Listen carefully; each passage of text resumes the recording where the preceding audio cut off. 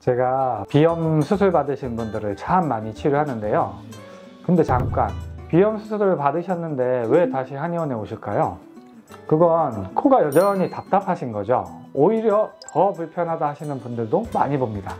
제가 치료했던 환자분 중에는 비염 관련된 수술을 6번이나 받으신 분도 계셨습니다.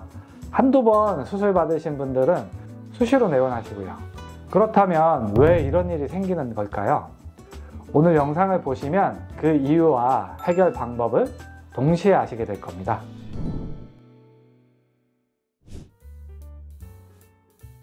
안녕하세요. 상쾌한의원 대표원장 김성찬입니다. 바야흐로 비염의 계절입니다. 매년 이맘때에 가을이 되면 코막힘, 간지럼, 콧물 등으로 고생하시는 분들이 많습니다. 이게 매년 반복되다 보니 이런 생활이 지겨워서 큰 마음을 먹고 비염 수술을 받으시는 분들도 많습니다. 문제는 비염 때문에 수술까지 했는데 왜 코막힘이 해결되지 않고 답답할까입니다. 심지어 수술 후에 증상이 더 악화되었다는 분들도 계십니다. 왜 그럴까요? 이건 비염 수술의 근본적인 한계와 관련이 있습니다. 수술은 물리적인 구조만 바꿀 뿐 비염의 근본 원인인 면역계의 과민 반응이나 자율신경계의 불균형은 해결하지 못하기 때문입니다. 비염 수술은 크게 두 가지 방식으로 합니다. 첫째는 비중격 망곡증 교정술입니다. 비중격 망곡증이란 코 안쪽을 나누는 칸막이인 비중격이 한쪽으로 휘어진 상태를 말하는데요. 이 수술은 휘어진 연골과 뼈를 잘라내거나 재배치하여 코의 통로를 넓히는 방법입니다. 수술 과정을 보면 먼저 코 안의 점막을 절기하고 휘어진 연골과 뼈 부분을 제거하거나 교정한 다음 점막을 다시 덮어 봉합합니다. 말하자면 외과적으로 재배치를 하는 거죠. 휘어진 코뼈를 교정해주기만 하면 코가 뚫릴 것으로 기대하고 수술하는 거죠. 하지만 실상은 그렇지가 않습니다. 우리가 코로 숨을 쉬어보면 한쪽 코만 막히지는 않습니다. 즉 물리적으로 좁아진 부분만 막히는 게 아니라는 말씀이에요. 사실 코로 숨을 쉴 때는 비죽이라는 것이 있어서 하루에도 3번, 4번씩 왼쪽 코가 막혔다, 오른쪽 코가 막혔다 합니다. 이건 자율신경계에 이어 조절되는 정상적인 생리현상입니다.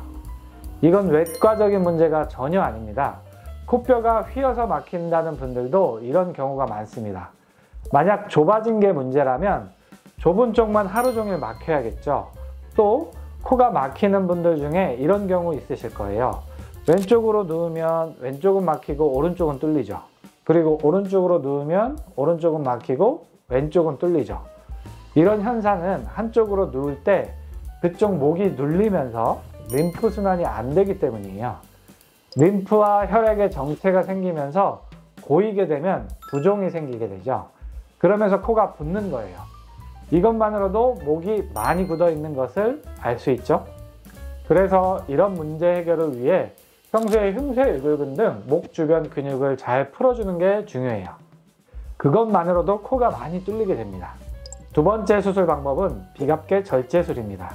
우리 코는 하비갑계, 중비갑계, 상비갑계 3개의 구조가 계단식으로 코 안에 자리 잡고 있어요. 바로 이런 모양이죠.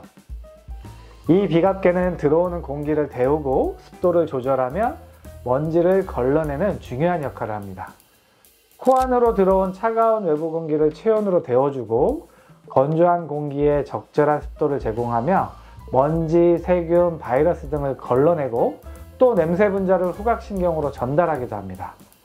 이 비갑계는 외부의 기온과 습도 또는 몸의 컨디션에 따라 붓기도 하고 가라앉기도 해요.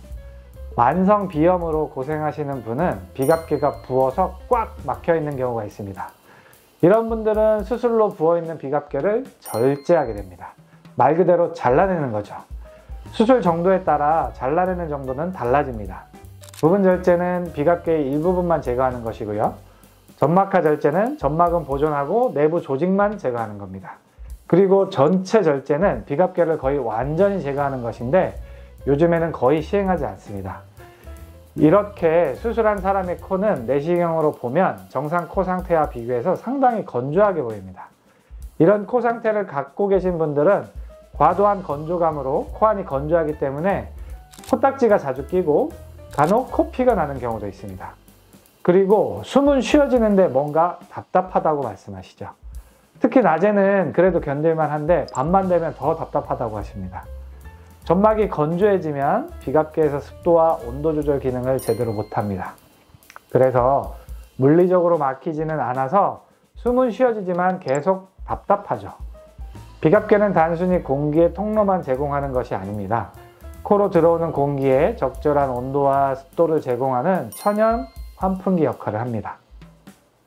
이 기능이 손상되면 호흡은 되지만 불편함을 느끼게 되죠. 그런데 비갑계 안에 점막을 단지 부어있다는 이유만으로 잘라낸다? 과연 그게 옳은 방법인지 저는 잘 모르겠습니다. 여기서 제가 최근에 발표된 중요한 연구 하나를 말씀드리려고 해요. 2020년에 미국 이비인후과 학회지에 발표된 연구에 따르면 비염 수술의 장기적 효과에 대한 우려스러운 사실들이 밝혀졌습니다. 만성 부비동력 환자들을 대상으로 한 장기 추적 연구에서는 비갑계 절제 수술 후 5년 재발률이 30.29%, 10년 재발률이 66.06%에 달하는 것으로 나타났습니다.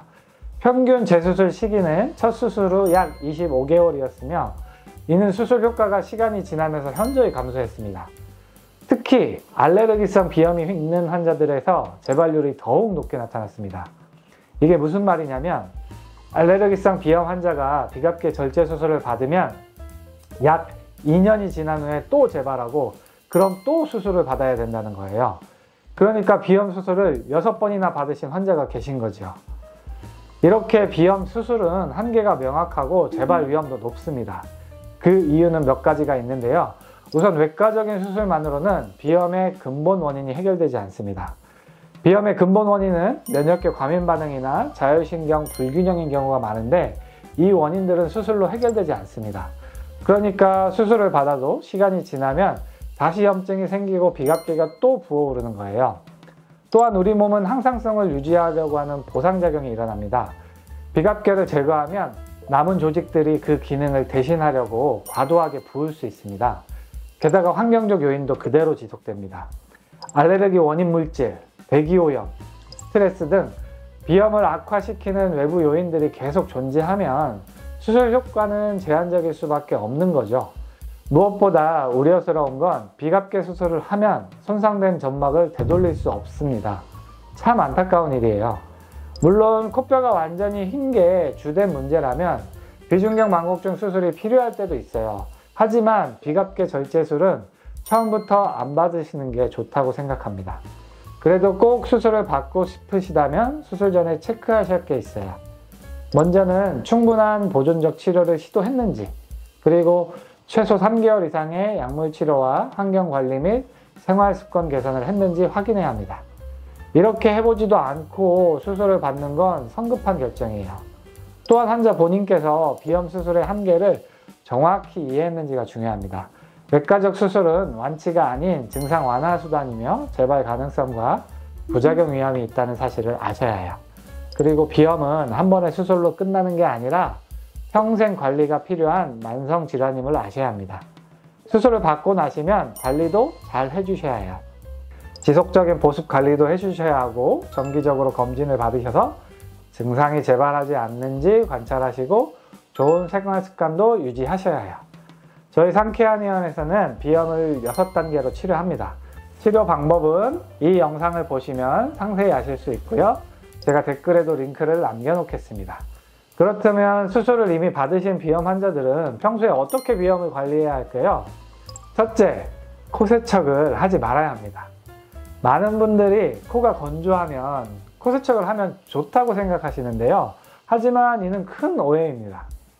건조한 점막을 자꾸 씻어내면 더욱 건조해지기 때문에 코 세척은 오히려 독이 됩니다. 코 세척은 점막의 천연 보호막을 제거하고 수술로 이미 손상된 점막에 추가적인 자극을 주며 잦은 세척은 점막의 자연 회복 능력을 저하시킵니다.